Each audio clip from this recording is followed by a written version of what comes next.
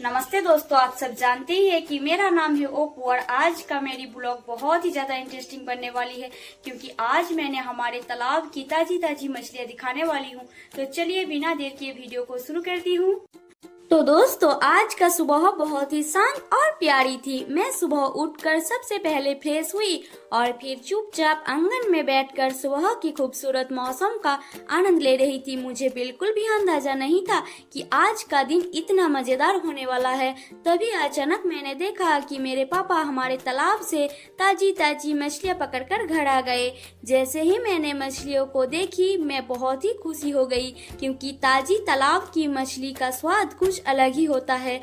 जब मछली तालाब से आई तब से सबसे पहले हमने साफ पानी से अच्छे तरह से धोया ताकि उस पर लगी मिट्टी और गंदगी निकल जाए। उसके बाद एक एक करके मछलियों को सावधानी से साफ करना शुरू किया। इस काम में थोड़ा समय और धैर्य जरूर लगता है क्योंकि अगर सफाई अच्छे से न हो तो स्वाद भी अच्छा नहीं आता है। इसके बाद मछली को फिर से कई बार साफ पानी से धोया ताकि वह पूरी तरह साफ और पकाने के लिए तैयार हो जाए।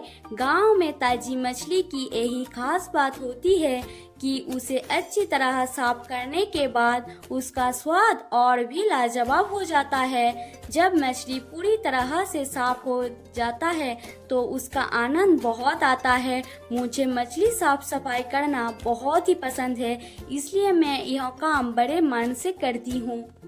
दोस्तों, अब शुरू होने वाला है सबसे जरूरी काम, मछली की अच्छी तरह सफाई। स्वादिष्ट मछली बनाने का असली राज सिर्फ मसाला में ही नहीं बल्कि उसकी सही सफाई में भी छिपा होता है। मैं सबसे पहले मछली को अच्छी तरह से धोती हूँ, फिर उनके धीरे धीरे सल्क हटाती हूँ ताकि एक भी हिस्सा बाकी न रहे। इसके बाद अंदर की सफाई बहुत ही ध्यान से करती हूँ क्योंकि इससे मछली का स्वाद भी और भी बेहतर आ जाता है। साफ पानी से इसे कई बार धोने की पर सारी गंदगी निकल जाती है और मछली बिल्कुल ताजी और पकाने के लिए तैयार हो जाती है। सच कहूँ तो मछली बनाने में सबसे जरूरी काम उसकी अच्छी सफाई ही होती है। अगर सफाई सही तरीके से की जाए तो खाने का स्वाद भी कई गुना बढ़ जाता है। थोड़ी मेहनत जरूर लगती है, लेकिन आखिर में जब गर्मा गर्म मछली तैयार होती है तो सारी मेहनत सफल लगती है।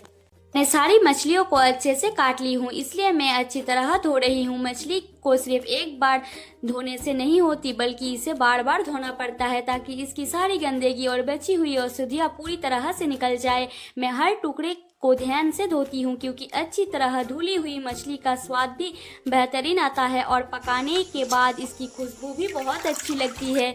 रसोई में स्वाद के साथ साथ साफ सफाई का ध्यान रखना भी उतना ही जरूरी होता है। देखिए अब मछली कितनी साफ और ताजी लग रही है। इसे देखकर लगता है कि आज का खाना बहुत ही स्वादिष्ट बनने वाला है। अब मैं इसका अतिरिक्त पानी निकाल दूंगी ताकि मसाले में इसमें अच्छी तरह समा जाए और हर टुकड़े में भरपूर स्वाद आ जाए। अब सारी मछलियों को अच्छी तरह साफ करने के बाद पहले कढ़ाई को अच्छी तरह गर्म होने के लिए रख दिया, फिर उसमें थोड़ा सा तेल डाल रही हूँ। मछली फ्राई करते समय तेल का अच्छी तरह गर्म होना बहुत जरूरी होता है, तभी मछली बाहर से सुनहरी और कुरकुरी बनती है जबकि अंदर से नरम और रसदार रहती है।